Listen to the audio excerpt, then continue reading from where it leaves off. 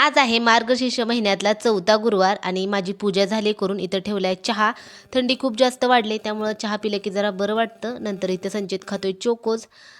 संध्याकाळचे एक 4-4:30 वाजलेत. लगेच स्वयंपाक बनवून घेतला. स्वयंपाकामध्ये बनवलं होतं चपाती, शेवाळ्याची खीर, नंतर डाळ भोपळ्याची आमटी पण केली होती. एवढं सिंपल असा स्वयंपाक बनवला होता. ते पण उपवास सोडायचा होता त्यामुळे संध्याकाळचा स्वयंपाक जरा हेवी केला होता.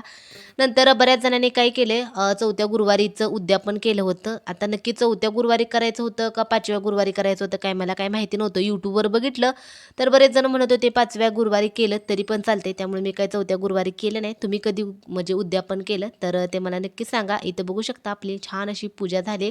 संध्याकाळचं पुस्तक वगैरे वाचून झालं. लगेच उपवास सोडायला बसले. बघू शकता इथं मस्त असं उपवास सोडायला ताट तयार केले. शेवयाची खीर, आमटी, चपाती आणि भात पण केला होता. चला तर या तुम्ही सगळेजण जेवण करायला आणि तुम्ही उद्यापन कधी केलं आणि कधी करायचं आहे ते मला नक्की